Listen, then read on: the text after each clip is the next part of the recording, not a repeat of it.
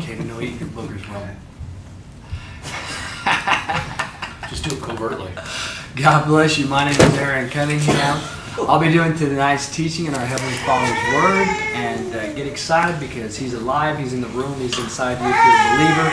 If we open our heart up, then He will just blow our minds. I think of like a magician or something, that if the audience is going, encore, the magician goes, they really want to see something great. Our Father does the same thing, goes, I think sometimes we go to a Bible study, we turn on the radio, and we're like, we'll give them you got about 15 seconds to get me. But every once in a while we go, hey, you know what? Let's just open the door wide open.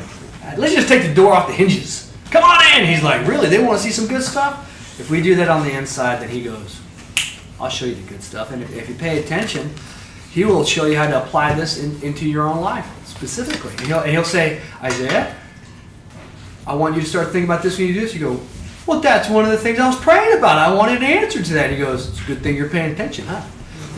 I'll open with a word of prayer. We thank you, Father. We thank you that as we get ready to open your word is our reference point, and to let everything be reconciled to your word. We thank you that our experiences, our emotions, even the things that we've been taught, let us bring everything back to what you've instructed to us. Because the word is you. And by going to your word, and before we even open this book, this is where you live. And I thank you that just as if somebody had a wise wizard who lived down the street, and they wanted some solutions, or they're looking for something, they'd go knock on the wizard's house and say, hey, you got a minute?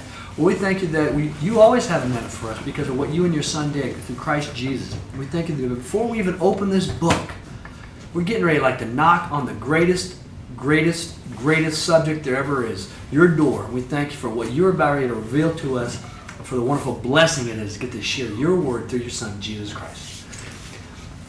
So we'll start off in Joshua 10. So this is going to be some lessons in Joshua. And in Hebrew, the name Joshua is pronounced Yahoshua. So it's the same as Jesus. His name was Hosea, which means salvation, and Moses changed it, or actually Yahweh told Moses to change it to not just salvation, because that could be Allah's salvation. That could be Nimrod's salvation. Fill the blank. But no, let's get real specific here. Yahweh's salvation. Make sure you're sitting up, okay? Okay. I'll do a lot of the reading tonight. It's page 244 in the Rotherham. Okay. Here looks good graded. Now where we are right here, before we start reading chapter 10, verse 1, I'm going to read about 25 verses. Where are we? So it's kind of nice to have some things summed up. Yahweh told Pharaoh that Israel was his firstborn son, and you have my son in slavery. He goes, give me my son, or there's going to be consequences. And he warned him. And he also warned Moses he's not going to give in. But give me my son. Can you imagine if somebody took your son hostage? If somebody took my son hostage, woo, you even give him a warning. I don't know if I would be able to give him a warning. You guys all got to die. But here's Yahweh going, you have my firstborn son, Israel. Give him to me. I know what you've been doing to him. You've been killing them. They've been and all these horrible things, throwing babies to the crocodiles, murdering children, all the horrible things you can imagine. And Pharaoh says, no. And then you go, this war that goes down, the 10 plagues, this showdown, this nuclear war happens. What happens after this? They have an 11 days journey to go into the promised land. Yahweh says, I'm going to take my firstborn son and give him the land flowing in milk and honey. Why? Well, the whole earth belongs to Yahweh. It's my land. And the people who are living on my land right now, there's cockroaches, skunks, rattlesnakes. Think of something nasty. Black widows, and they're on my land. It's the best land. You got to go. You guys are going to get it. And then they get ready to cross. They're going to go 11 days journey, but what do? They have the battered wife syndrome. Oh, all we know is what's behind us. I'm going to go back to my husband's because it was what I know. And you can see, they call it a battered wife syndrome. When they don't know what the future is, they always want to go back to what they know. They wanted to go back to Egypt. They're forgetting all the rest of this stuff. And Yahweh says, just because of your guys' unbelief, you will not get the best land, but your children will. For 40 years, they wandered in the desert with no food, no water, no shelter. You would have froze at night. There's no food to get a fire going to keep you warm.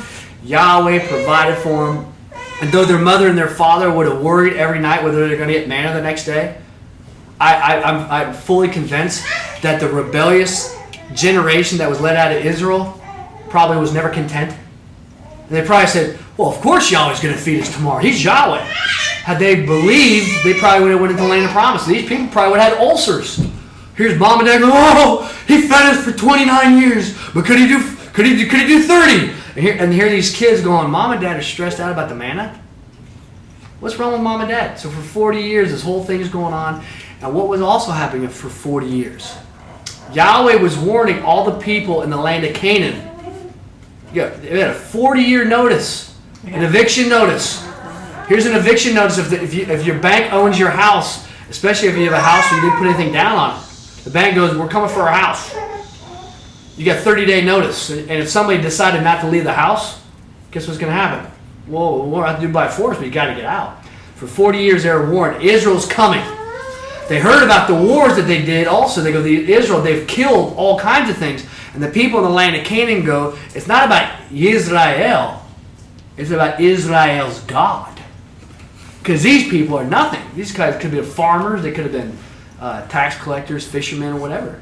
They weren't necessarily warriors, but it didn't matter. It was who stood behind them. You can imagine if Iron Man walked wherever you went. Or Superman. Or I saw that once when I was in the ghetto. I saw this little girl walking down the street with it looked like a 500-pound pit bull and a Rottweiler. Where does she go? Anywhere she wants. Yeah. And she did. And I looked at that, and so here's Yahweh's following Israel, and everybody watched. And how do we know that they knew about this? Because when they did cross the Jordan, Rahab, the harlot, goes, we heard about you guys, and this Elohim, the one invisible Elohim, who's jealous, who wiped out Israel, or Egypt. And so all these people knew about this. So what happened was, which was a neat story, as I kind of do this little summary about the stories from Yahoshua. They go into Jericho. All the walls fall down. They get the booty.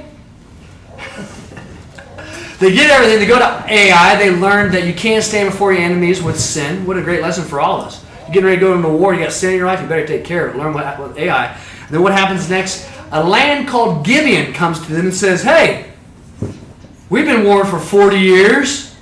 The owner of this land is coming to get us, and even if we don't agree that he's the owner of this land, we saw what he did to Egypt. He warned us. The same destruction that happened to Egypt is going to happen to us here. So you what the Gibeonites decided? Okay, can we fight against an Elohim who can split the Red Sea? Can we fight against an Elohim who can do fire for 40 years, that can feed his children 3 meals a day? I don't think we can fight those guys. So what are we going to do? I'll never surrender. So maybe some people say, we'll never surrender. Some other guys go, hey, you know what? Why don't we just work for them? The new landlord's coming in. So the Gibeonites, they came. They tricked Joshua. They said they weren't from the land of Canaan. And they go, and they said, we just want to work for you guys, basically. I mean, that's not exactly what was happening. And Joshua says, fine, you'll be our slave. But in the Gibeonites' eyes, is it better to be dead or to work for the people that live in the land now? Are they still in the land of milk and honey? Yeah. Cha! Is it a nice land? Yeah. So you could stay in Beverly Hills, but the title's going to these new people. Okay, so what's the catch? Well, you get to be the gardeners and the pool people. They're like, okay. So they did do it. And so here they go, hey, we get to keep the land of milk and honey, and now we're going to work for these guys, but we did get annihilated. Now here's what happens next. The rest of the people in Yahweh's land of Canaan, guess what they decide? How evil are these people? These people, it'd be real interesting if you read about the land of Canaan and what Satan was doing with people, according to E.W. Bullinger, is the land of Canaan was already promised to Abraham. And E.W. Bullinger believed that Satan did it like an outbreak of giants, all these wicked things, because he knew that the promised seed was going to come through there. What do? They join a confederacy. 5 kings get together, and they go, and what they do is they say, what we're going to do, we're going to find out what these 5 kings were going to do. Make sure you're sitting up, Kate. Or you can sit in another chair. Chapter 10, verse 1. Here, what's really neat about E.W. Bullinger, okay, does anybody know what peace is in Hebrew? Shalom. Shalom? Anybody have an idea? This isn't a trick question. What does Jerusalem mean? It's got peace in it. Salem. Hell. E.W. Bulmer says Jerusalem equals vision of peace.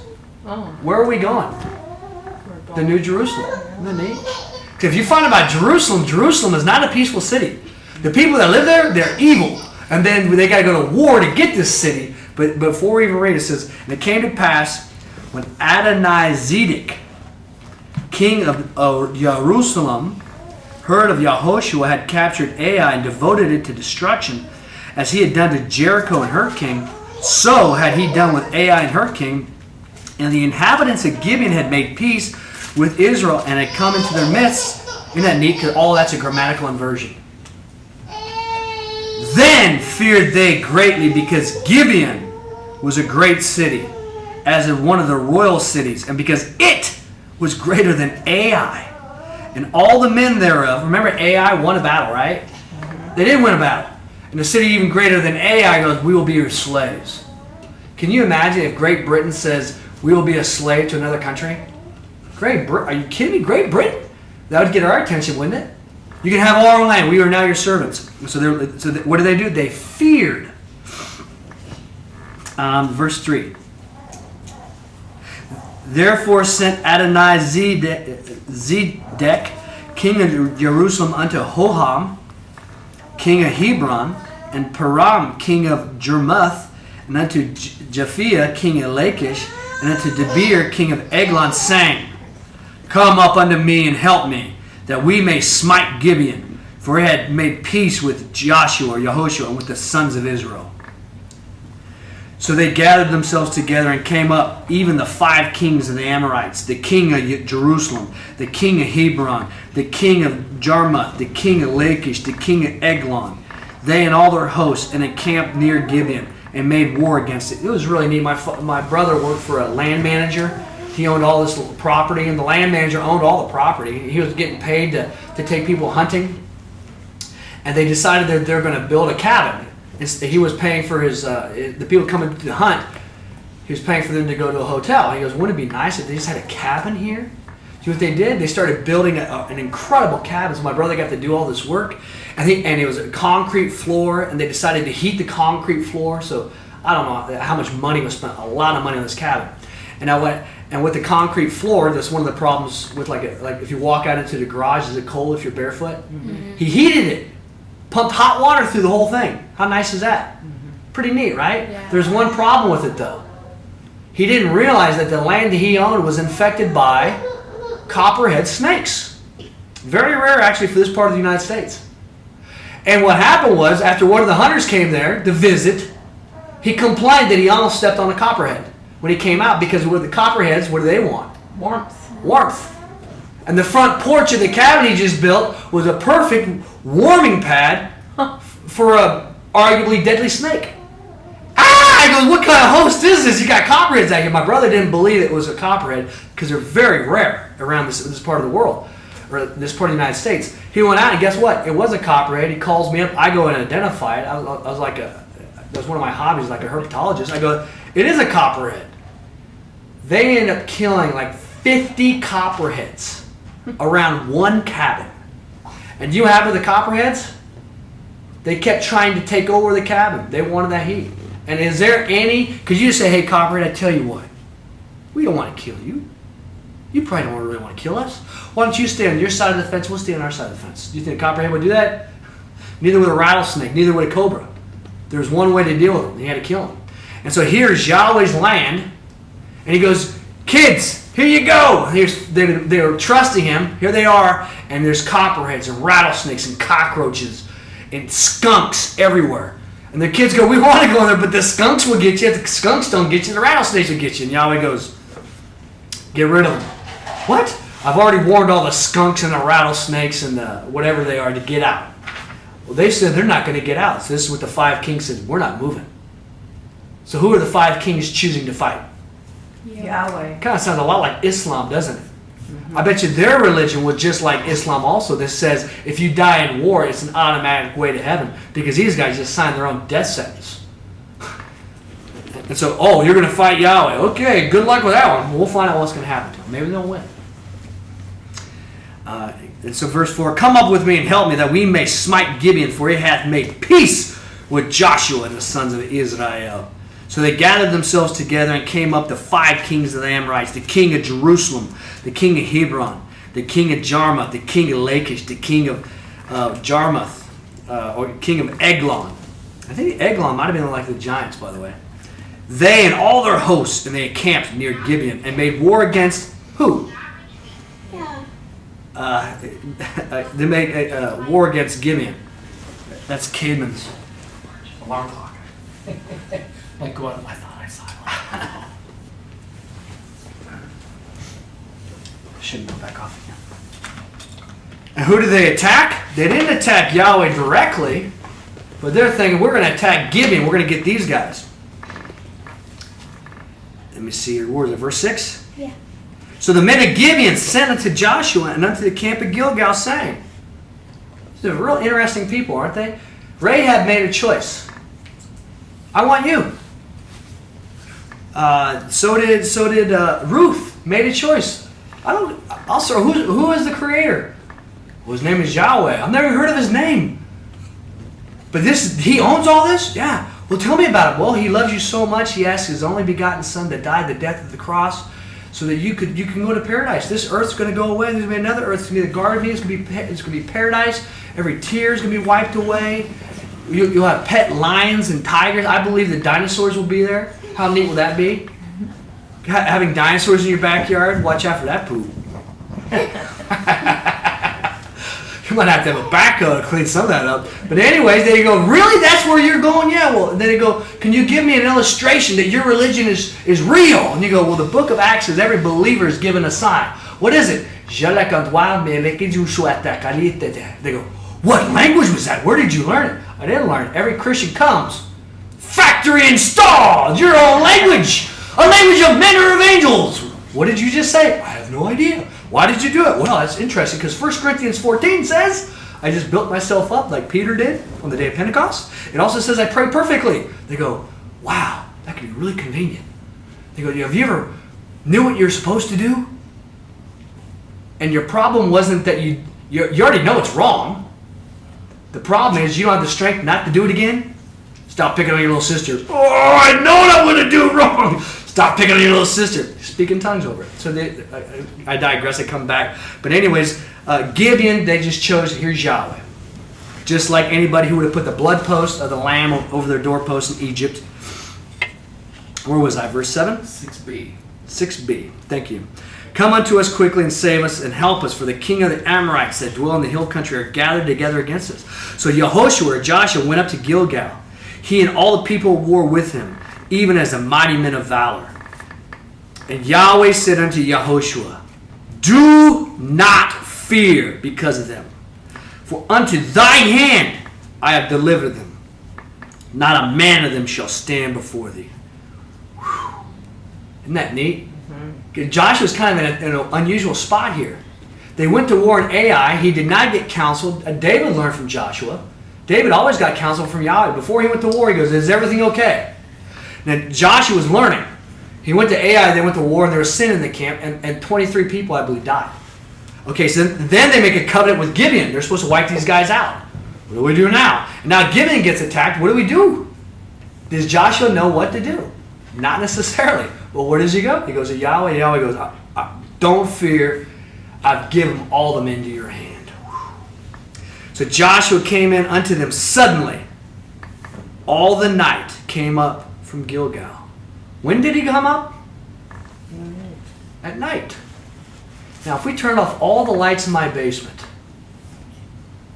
and we told you to go to a knife fight in the dark, and there's people, this whole room's filled, would that be wise to go to a knife fight in the dark when you can't see anything?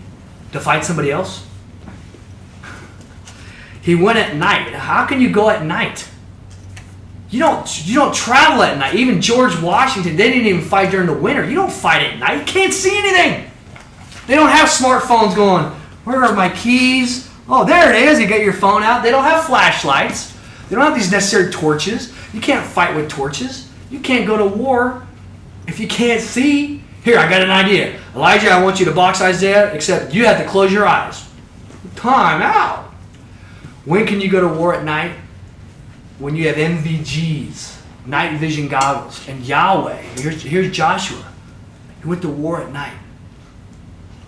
Yahweh could see in the dark. Can't he? And Yahweh confused them. Something real interesting about verse 10. When they went to war at night, went to go attack them. I mean, you guys ever been camping where you don't have any flashlights? Mm-hmm. It can be really dangerous. You could, Izzy and I went out. We're hunting, and you start walking around in unknown areas at night. You might break your leg. You just don't go walking around without flashlights. And here they're out at night, and it says Yahweh confused them. Very interesting word, this confusion. This word right here is Strong's number 1949, and it's the theological word study of the Old Testament 486. Do you know what Young's literal translation says? Crushed them. So Yahweh crushed them. So it says, and Yahweh confused them or crushed them before Israel, and smote them a great slaughter at Gibeon, and chased them along the way that goeth up to Beth Horon, and smote them as far as Azekah, and as far as Makkadah. And it came to pass when they fled before Israel, they, being on the slope of Beth Horon, that Yahweh cast down upon them great stones out of the heavens as far as Azekah. And they died more, were they who died by the hailstones, than they whom the sons of Israel with the sword. Yahweh told Moses, we're going to do it together. You got some. My brother told me that he was going to be getting rid of some copperhead snakes. Do you know how excited I got? Are you serious? You're going to get to go hunt some copperheads and kill some dangerous snakes? Man, do you think I get some bragging rights out of that? What were you doing today? Oh, just killing copperheads. Yeah, I killed about 15. I love storytelling. What does Yahweh do? After Joshua moves forward and goes to fight at night, Yahweh joins in. He starts crushing them, and now they're in confusion. You ever seen Terminators, or not Terminator, Transformers, when the big aliens are coming out of the sky, the buildings are getting knocked over? How are the people running around? Ah! So here's the 5 kings. They're all running around. And Yahweh decides to start throwing rocks. It looks like they're going to have too much fun. How many here know that Yahweh's a good shot? Do you think he's a good shot or a bad shot? You think he's a good shot? Yeah. And what did he throw? He threw great stones at them. Ah! Boom! Here's a rock as big as a house. That was a little overkill. Yeah, it's my style. They're running around. How neat is that? Yahweh didn't let Joshua have all the fun. So they go to war and he's throwing rocks. And here's another really interesting thing about this. Do you know what else it says?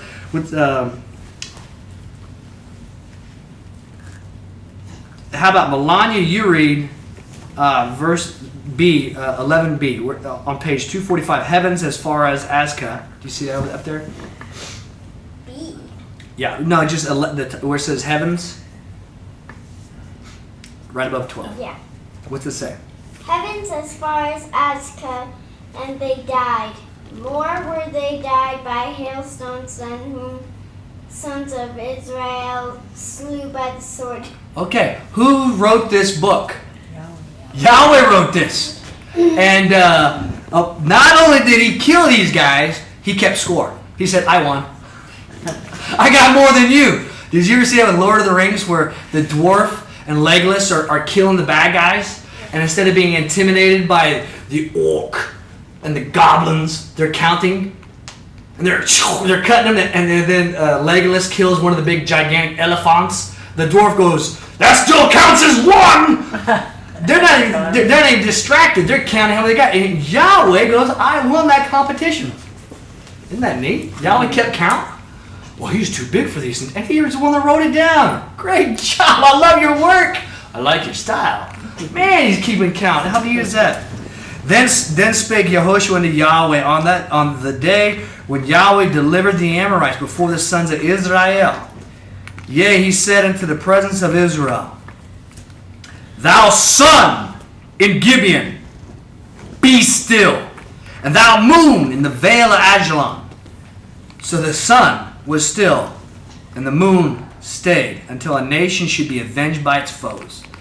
Is not that written in the book of the upright? So then the sun stayed in the middle of the heavens, and hastened not to go in about a whole day. And there was no day like that before it or after it, when Yahweh hearkened unto the voice of a man. In that Yahweh, what's the next word? Himself fought for Israel. So Joshua returned, and all Israel with him unto the camp of Gilgal, which is real interesting because it all started at night. Could they kept fighting at night? Probably. You got Yahweh on your side, right? Sun's going down. Doesn't look like they're going to be able to pursue these guys. Well, maybe we should just wait for the night to go down, and then we'll talk to Yahweh, go back to war at night. Joshua goes, no. Sun, stand still. Jesus Christ told the storm to hush. I'm trying to take a nap. Shh! And the storm went, it hushed. They went back to sleep, and they were like, what manner of man is this, that he can hush the storm? Pretty neat, right? Moses took his staff and split the Red Sea. Not only did he split it, then he washed away the Egyptians with it. I'll wash those guys. Isn't that nice? Better hand sanitizer. Then what does Joshua do here? Has anybody ever done anything like this before? Do you know how much bigger the sun is than the earth? It's 109 times larger than the earth. Our earth would be like a speck of sand, and the sun would be like a basketball. That's how much bigger our sun is than us. Did you know that? And a little bitty, titty, tiny little ant that's on that piece of sand told the sun to stop moving. You stop moving! And you too! Both of you! And what happened? It stopped. And here's what's really neat about the sun. This says right here, so the sun was still and the moon stayed. Do you know what the Greek word stayed is here? E.W. Bulmer says, waited silently. Have you ever seen somebody tell an elephant to sit or do a trick? Is that neat? Yeah. What authority. How do you tell an elephant to sit? Isn't that neat? I saw a horse roll over once. It was really cool. This little girl comes out and she goes, roll over. And this big draft horse rolls over and we're like, wow, that's authority. Joshua told the sun, moon, you guys don't go anywhere until we get done with this. And Yahweh did. Had anybody done anything like that before him? No. Does that take faith? Who wrote this down? Did Joshua or Yahoshua know that? And how long did the sun stay still? 5 minutes? Did he put him in timeout for 5 minutes? So the sun stayed in the middle of the heavens and hastened not to go in about a whole day. 24 hours. What kind of guy was this Joshua, this Yahoshua? What kind of faith? Verse 16, so these 5 kings fled. This is the longest day ever. We get paid overtime. And they hid themselves in a cave at Makkedah. What are the odds? The terrorists are hiding in a cave. Saddam Hussein, Bin Laden, where are they? They're hiding. What happened when Goliath's head got cut off? Did the Philistines honor their word and become the slaves? No, they ran and hid. The terrorists run and hide right now. The terrorist is always about fear. They don't fear anything. Right. Yeah, it's an image. They'll run and hide too. So these 5 kings and this confederacy where they went and they hid in the closet. And it was told unto Yahoshua saying, the 5 kings are found, hid in a cave at Makkedah. And Yahoshua said, roll ye great stones against the mouth of the cave and set it over men to watch them. But ye, do not ye stay. Chase after your enemies, so shall ye attack them in the rear. Do not suffer them to enter their cities, for Yahweh your Elohim hath delivered them into your hand. And it came to pass when Joshua or Yahoshua and the sons of Israel had made an end of smiting them with a very great slaughter until they were spent, they did the remainder that were left of them into the fortified cities. And all the people returned to the camp unto Joshua at Makkedah in peace. None sharpened. Mom, would you read verse 21 out of the King James? All the people returned to the camp to Yahushua at Makkedah in peace. None moved his tongue against None moved his tongue. Okay, read that. What's the next translation to the right of that? You can read any one of them and just announce what translation. None moved his tongue. None moved his tongue. No one uttered a word against. No one uttered a word against. No one uttered a word against. None moved his tongue. None moved. Caven, read verse. What did it say about his tongue in verse 21?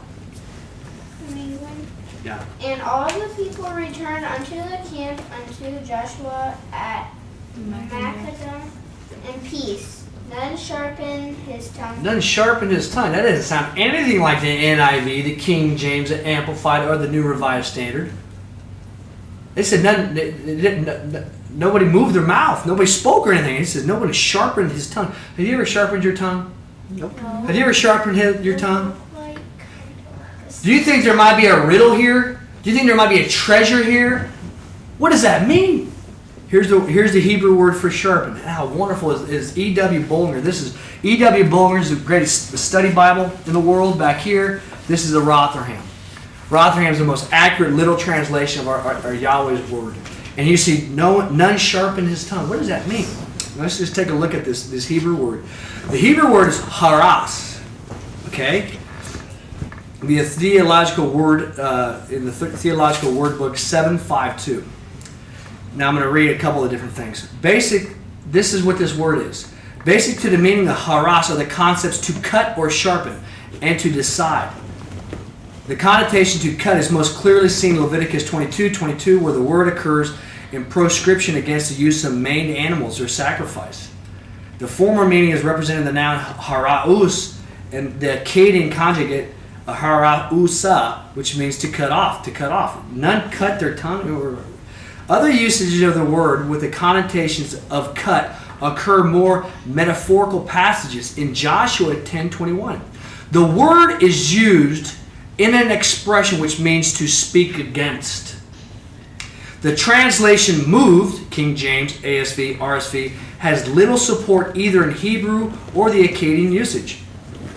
It says neither moved his tongue. That's wrong. It's just wrong. It said none sharpened or cut. The expression literally means to sharpen the tongue. What translation says that? One. What? One translation. One translation translated. All the rest of the translations messed up. And evidently connotes speaking against another with hostility. The same meaning seems to be inherent in the word used in Exodus 11:7, where it is used of a dog and expresses the idea of an angry growling. In 2 Samuel 5:24, David was commanded to be sharp. It's the same word. When he heard a sound in the trees, as he was quick to act. So he was getting ready. Yahweh says, don't attack him from the front. Wait till you hear the sound in the mulberry trees. Then be sharp. It's the same thing. You ever heard somebody, I've heard of that, where they got a sharp tongue. The words they say hurt. The concept decides to determine is clearly evident in 1 Kings 20:40, where one decides his own judgment.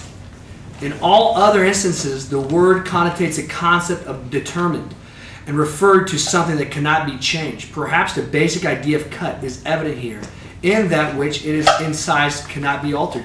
It didn't mean that the guys were silent. It could have meant that they said, Yahweh is Elohim, Yahweh is Elohim. What do you guys want? We'll do whatever you want. That's moving your tongue. But nobody had a sharp tongue against them because they saw who backed it up. So that's the Theological Word Book of the Old Testament. On the Hebrew word, haras, you would have never saw it. Thank you, Joseph Rotherham. Verse 22. Then said Yahoshua, open ye the mouth of the cave and bring out to me these 5 kings. Who are the 5 most wicked people that we know of right now? Kim Jong-il, is that his name? North Korea probably. Vladimir Putin. Barack Obama. Who's in charge of ISIS? Same. You just pick. You got 2 other people. Here are these guys that say, you Christians, you keep it in the closet. You better keep your mouth shut. You better do what we say. And here's Barack Obama, is the biggest adversary of Jesus Christ in the United States. All the rest of this stuff. Will he be intimidating? To most Christians, they're going to go, ooh, Barack speaks, you better keep your mouth shut. And so here's some of these kings. Who are they speaking against? They're not speaking against you. They're not speaking against me. They're speaking against our boss. And the land that they stand on belongs to him. So what happened to these guys? And they, was that verse 23? Yeah. And they did so, brought out unto him these 5 kings out of the cave, namely the king of Jerusalem, the king of Hebron, the king of Jarmuth, the king of Lachish, the king of Eglon. And it came to pass, when they brought out these kings unto Joshua, what was the first appearance of these 5 kings? Scary? Think about ISIS. Who would like to go spend a weekend with ISIS today? That's scary, right? Here comes ISIS, and they're wearing like pink dresses now, kneeling down. Get down on your knees. What is Joshua saying to them? Unto Joshua. And Joshua called for all the men of Israel and said unto the captains of the men of war who had been with him, come near. What's it say next? A kid. And put your feet upon the necks of these kings. What did he tell them to do to those kings? Put their feet on their necks. Here's Yahweh telling you, put your foot on the neck of Barack Obama or Hillary Clinton, who tells you better keep your mouth shut or we're going to send an ACLU against you. Really? Well, I think I'm going to go over the head of the ACLU. Here's Joshua, who puts them all down, and they all step on their necks. So they came near and put their feet upon the necks of them. Then said Joshua unto them, do not fear, nor be alarmed. Be firm and bold, for thus and thus will Yahweh do unto all your enemy against whom ye do fight. And Yahoshua said the same thing that Yahweh told him. Do not fear. This is Yahweh's war. It's his battle. And if we're with him, who can stand against us? It's the same as Egypt. And how cool was that for Joshua that night when the sun finally did set? Do you think that was a long day for Israel? Yeah. Do you think everybody was exhausted? Yeah. Do you think that Yahweh was put into a spotlight? What in the world just happened? That was... It would be like Alaska. You go, man, how cool is that? You thought the Red Sea was something. Here it looked like they were getting ready to get wiped out, and Yahweh used it as another thing for his resume. Going, you guys haven't seen anything yet. You got to go, what kind of power? There's a buck behind this camera that my brother and I, we brought it in with our words. We said, you belong to my Father. You come to me. This buck's 600 yards away running around. And Mark 11:24 says, speak as though you already have it. So I'm forcing myself to smile like I already got it. Aaron, how would you look if that buck really came to you? I'd be so excited. But I can't move. I'm in camouflage. I'm speaking. You belong to my Father. Come, buck, come. And I'm speaking in tongues, which is a perfect prayer. And he's coming. And we didn't know what was going to happen. And do you know what happened at the last second? He got close enough. He jumped over the fence. I leaned forward. And as he was walking, my brother went. The buck stopped to look over at us. I squeezed the trigger. I got a neck shot. I have a hypothesis on my neck shots. I think this is Yahweh's signature. I think I missed, and he probably helped me out a little bit. Because a lot of my shots are neck shots. He drops. And we got done with this, and we go, how strong would a man have to be to try to reel in a buck on a string? You couldn't do it. How much power is it to pull in a wild animal that could stomp the two of us just like this? This is a 300-pound animal. Is that power? Mm-hmm. Yeah, I mean, how neat is that to be able to pull those things in? Joshua stopped the sun from moving, and the moon. How long? He said, and they waited silently.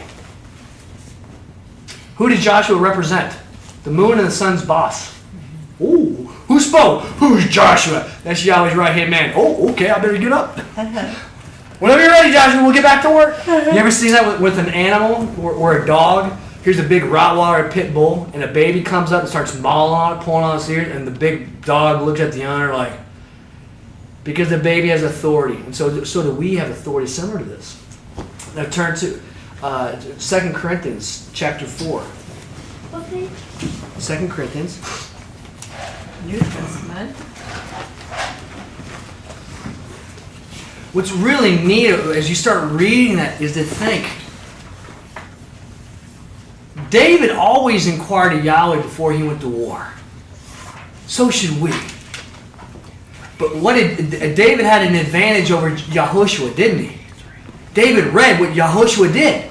David learned from Yahoshua he made a mistake with Ai. Right?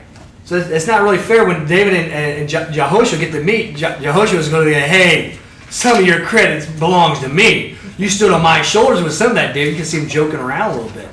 But who else read about Yahoshua? There's a guy named Gideon. And guess what Gideon did? Gideon read about Yahoshua, going to war at nighttime. You can't go to war at nighttime. This isn't like today's military where you got tracers and stuff. You can't go. And Gideon goes, how can you go to war at nighttime? And his father probably would have said, Dad, or son, if Yahweh's on your side, you can do anything. Really, Dad? Yeah. Gideon, did you know that the same Joshua who went to war at nighttime stopped the sun and the moon? Really? Yeah. Wow. And here's Gideon. And then what did Gideon do when he went after the Midianites? He went at night. That's impossible. Now think about that. With Desert Storm, what was the big advantage? At least I remember I was really young. They said it was a night war with Iraq. They can't see us. They're getting nuked. We have night vision and stuff. Now Tim was there, so, but I got to see stuff in the history. I'm going to go, if they can't see, you can see. Is that an advantage? Yeah, at night. NVG's 13 hours is the same thing. If you watch the movie 13 hours, I really encourage everybody to go watch it. These Muslims are trying to kill these guys, but they don't know that the good guys have NVGs. They can see at night. So these Muslims are hiding behind stuff like this. But it's right. They're like, they don't know that they can see at night. We can see at night, guys. Gideon would have read that. Who else would have read about that? David. David went, who is Goliath? Well, they go, well, you know, Goliath's 10.5 feet tall, David, and he's a warrior from his youth, and you're just a youth. And David goes, if the sun and the moon have to listen to Joshua, that's a little bit bigger than Goliath. Who is Goliath? And the sun and the moon, how big is the sun and the moon compared to the galaxy, the Milky Way? It's nothing. You can't even see it. Huh. So David would have read about that and goes, man. 1 Corinthians 4, verse 13. If somebody would read that for me. What? Page 183. Chapter 15. Verse 13. 2 Corinthians chapter 4, verse 13. Pastor, want to read it? You were there, honey. Go ahead. Yeah, and this, but before you get started, this, the whole chapter, 2 Corinthians chapter 4, do you know what this is? This whole chapter, chapter 4, reminds me of Joshua's situation. You know what it also reminds me of? David's situation. Was David in a good situation when the Philistines were there? No. How about Gideon? How about Moses? He goes hemmed in, pressed. But it's real energy. Verse 8. You're in a tight spot. Yeah. So what? But now you go read verse 13. Okay.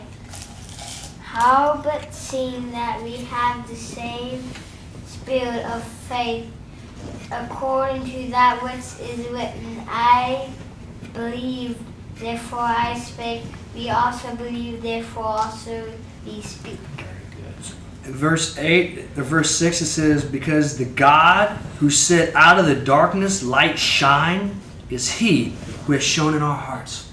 How did the light even get there in the first place? Yahweh spoke it. So when Joshua took over control over the sun, is that really that big in Yahweh's mind? No, Yahweh started all of it with his word. And the same spirit that was in Joshua is where? In us. It's in you. The same power that was in Joshua is in Esther Scout Cunningham. The same spirit.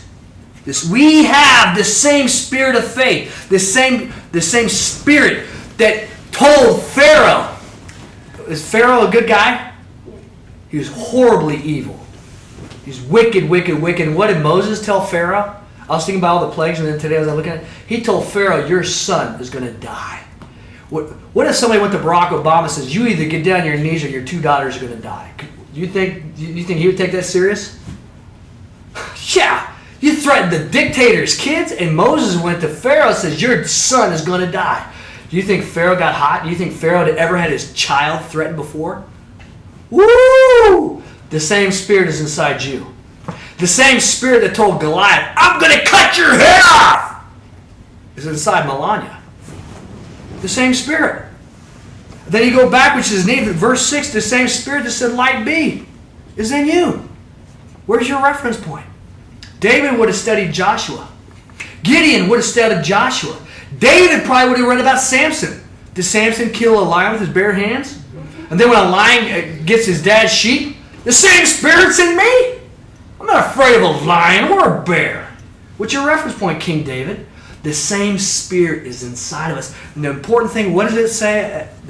The same spirit of faith. Will you read that one more time? 13, right? 13. Yeah. How about seeing that we have the same spirit of faith, according to that which is written, I believe, therefore I speak. We also believe, therefore also we speak. It says, if you believe, what will you do? Speak. You shouldn't have to tell people what you believe. They should already know what you believe. I have been guilty of saying, this is what I believe. And sometimes I say that, people go, you really believe that? They should have already known what I believe. Have you ever done that? I believe this. And they go, are you serious? I read that scripture and I went, everybody I know should know what I believe. And when I say something, they should go, how could this be? Believe. If you believe it, you'll speak it. Say, I have the same spirit of faith. Say it. I have the same spirit of faith. Say it. I have the same spirit of faith. Say it. I have the same spirit of faith. Say it. I have the same spirit of faith. Say it. I have the same spirit of faith. What's Romans 10:17 say about faith? You need some more faith? You're going to have to kill a giant? Yeah. Tim Adonna just killed a giant. How do you get more faith? Faith comes by hearing. It didn't say faith comes by knowing. By hearing. I have the same spirit of faith. The same spirit that said, Lazarus, arise! And Lazarus got up. And he still probably stunk because the clothes that was on him. And a mummy comes walking out. And he goes, untie him. They're probably freaking out a little bit. He goes, untie the guy. Come on, those things stink. Lazarus, you need a bath. What just happened, guys? The same spirit that told Lazarus to get up is in you. The same spirit that told Adam and Eve, wake up, guys. My twin babies. Adam and Eve, hi, guys. Who are you? I'm your dad. Wow, where's everybody else? You're the first ones. Really? Yeah, don't you see I got a little trademark. You know, you'll see this on cups. You'll see like an R or a T means trademark. They go, what is it? He goes, there's no belly button. Oh, look at that. Are you sure about that? He goes, yeah. See if you ever meet anybody else with no belly button. Okay, Eve, you got that. Okay, no belly button. We're the first. Yeah, the same spirit is in you. The same spirit is in you. Faith comes by hearing. And hearing the spoken word, the rhema. Jesus Christ breathed and he spoke. He says, receive ye Holy Spirit. What were the disciples learning? They were learning to forget what they were taught. The traditions of men that says if you don't wash your hands and you are not even Yahweh doesn't even look at you. And Jesus Christ went, traditions of man, get rid of the traditions of men. You are the temple of the living God. Where does it say that? When you look at Joshua telling the sun to stop still, where was Yahweh living? Inside Joshua. Who does the sun work for? Yahweh. Yahweh. That's right. You are the temple of the living God. And if Yahweh be for us, then who could be against us? No one. When we look at these things, we look at what is Yahweh giving us for our warfare. What is the helmet called? The helmet of salvation. How does it work? Well, I know what these things are. It wasn't until Yahweh just taught me, I'm a 38-year-old man. I put scriptures inside a bottle of oil. And I said, I'm going to saturate this oil with Yahweh's promises, is what I thought. I didn't know what I was doing. And then I go, now this oil is being saturated. It's avocado oil now. Don't tell anybody. Now it's saturated in Yahweh's promises, and then I took it out and I rubbed it on my head and I said, I have the helmet of salvation. Then Yahweh goes, what does that mean, Aaron? I don't. What do you mean? He goes, are you saved? Yeah. It works if you think about it. What do you got on you? I have salvation. Wow. I'm kind of invincible a little bit, right? Wow. And then he goes, then I go, okay, took the oil. I have the breastplate of righteousness. What does that mean? Aaron, are you being righteous? Well, you mean I don't always have this on? No. If you're not being righteous, you don't have a breastplate on, buddy. That's not how it works. Oh, man. You mean as long as I'm righteous, I have a breastplate that's like brass that covers all my internals? Yeah. Are you being righteous? Then I got a breastplate on. I put on the belt of truth. The belt holds everything together. Your sword, everything gets held together. If it's what? Traditions? If you're going into war with the traditions of men, everything's going to fall apart. Including me. You want to go to war? I believe, therefore I speak. I got the belt of truth. I have the glad message. Then you're going to go, are you bringing the glad message? Yes. Then I got the shoes of the glad message. Then I got, what is the sword of the Spirit? What is the sword? What is the sword of the Spirit? Anyway. What is it? Word. It's the spoken word. It's the spoken word. Oh, I got a sword. What is it? Oh. It's like having a lightsaber and never pushing the button. What is this? Oh, I got a sword though. Oh, that's really going to help you against Darth Vader. You don't have to push the button. What is it? It's the spoken word. You speak it. You speak it in faith. What is this shield of faith? If you're going into battle, do you believe His word? Do you believe? Do you believe you have salvation? Do you believe you are the temple of the living God? Do you believe that the God that lives inside you is bigger than any circumstance? Is He bigger than a Red Sea? Yeah. Wow. That's faith. Did David have faith? Yeah. Look what that guy did. How did David kill 10,000? Man, who kept count? Yahweh kept count. How cool is that? That's great. He keeps scores. And then Saul got his 1,000 and go, man, look at all these things in the war. Look at the back of the word haras, which is neat. It says their tongues they did not sharpen. I think that Christians, warriors, hey, just because you don't acknowledge that you're a warrior and you're in warfare doesn't mean you're out of it. You're in war. All of us are. Kids are. But the kids, do you believe Yahweh's word? Then who can stand against you? No one. Can you stand in the gap for your mother and your father? Yeah. How does Yahweh speak to you? Very good. Is it peace or is it confusion? If you're going to go fill a gap for somebody, can you be in peace or confusion? Usually you're going to be in confusion. You've got to get out of it. You've got to go find a peaceful place and you go talk like Joshua did. I believe that we should actually harass our tongues.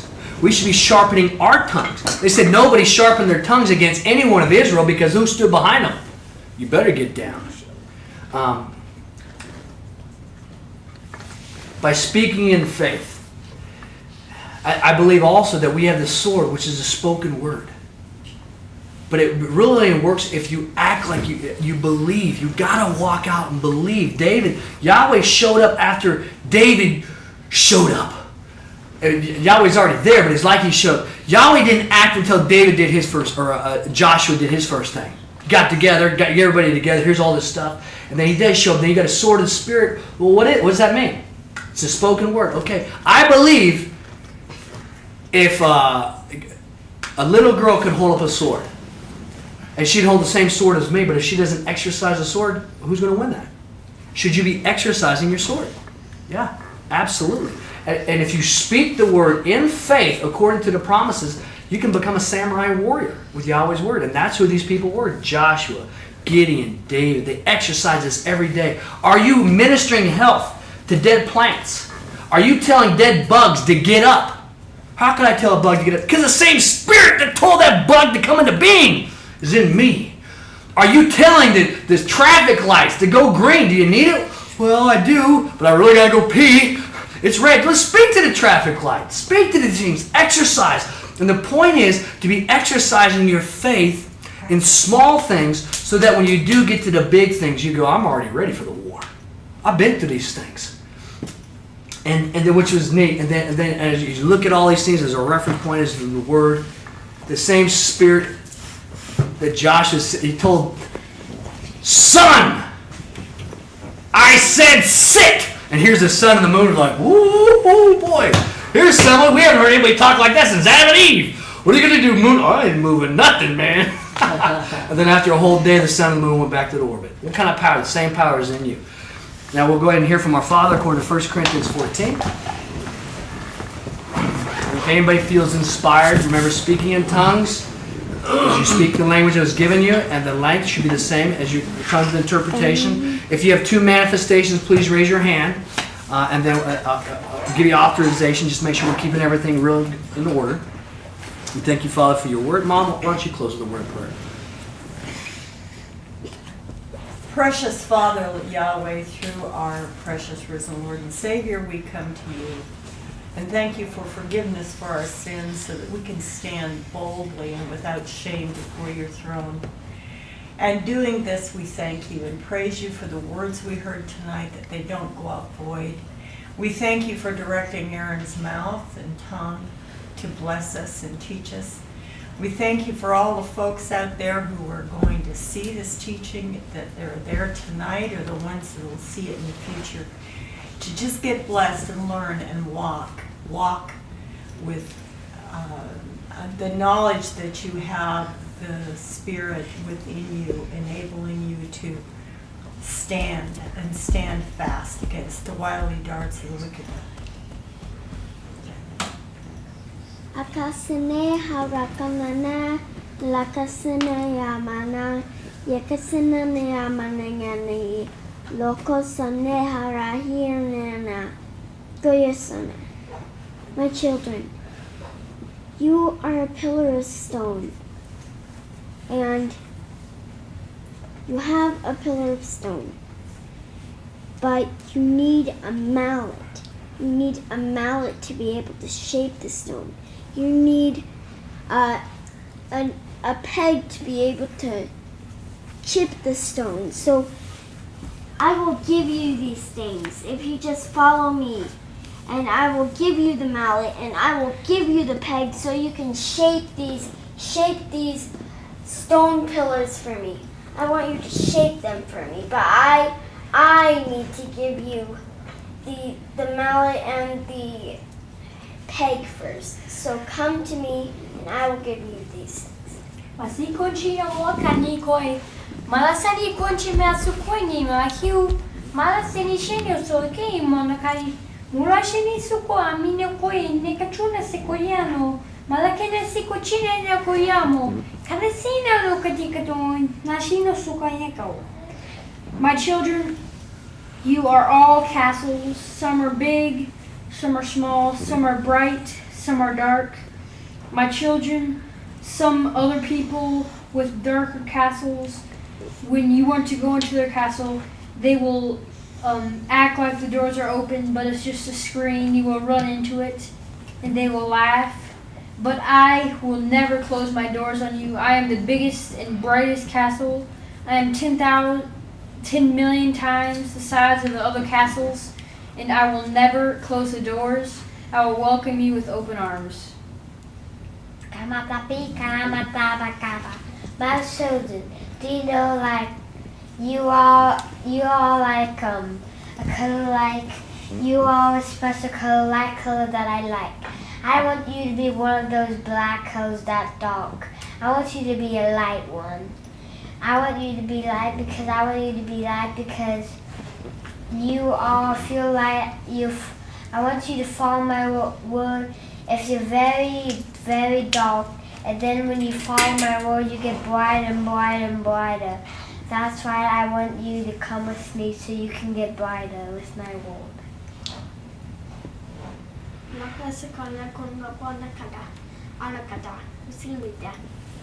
My son, if you're riding your bike and you get scratched and you start bleeding, don't mind that because it just heals. Just keep going where you want to go.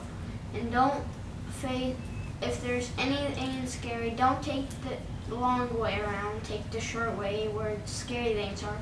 But you can still fight through it. Amen. Through Christ.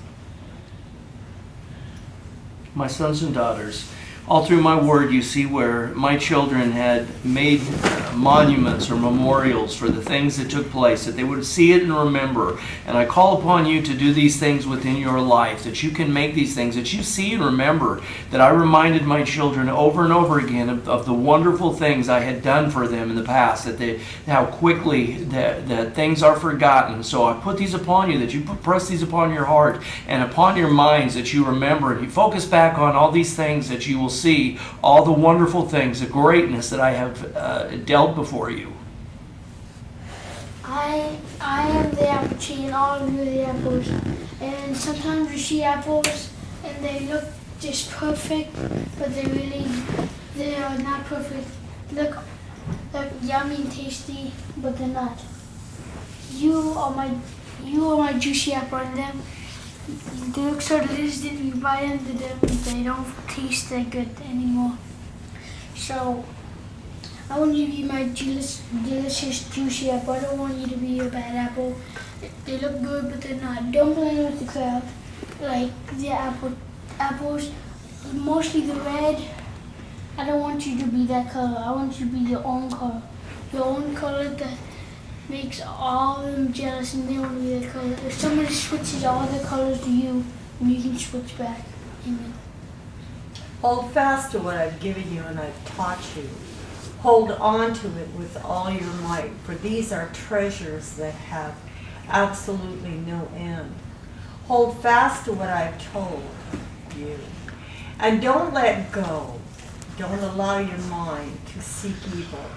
Don't allow your thoughts to stray to the evil side. Know that I wish for you to stay your mind upon the joys that I've brought to you. Stay your mind and act accordingly. Know that as you do this, as you stay your mind on my word, not only are you learning, but you're seeing the blessings, the beautiful jewels that I have given you. Know that there is nothing that can come against you that I have not promised you in my word, that I will stand fast with you and to enable you to fight against. Hold your thoughts captive, my children, and stay them on the wonders that I have prepared for you. I'll give a prophecy from the audience. Know that I am your Father, and that nothing will make sense without the reference points that I have given to you. For the desires that I put in your heart will make sense when you walk out in faith. But you must use the reference points that I've given you. I've given you so many scriptures. You have to search the Word. There's hidden treasures that are in there. And as you do this, remember that I am inside you and I am inside the room. I am waiting for you to open the book as I stand over you. I will show you where the scriptures are so you don't know where the books are. The author is in the room. Let me show you these things. Let me teach you these things so that you may have success and you may overflow with blessings and joy so that other people look at you and want to emulate you. And for those who really want to know the truth, you'll become a beacon of hope. Well, God bless you, and we'll see you next week at 10 o'clock.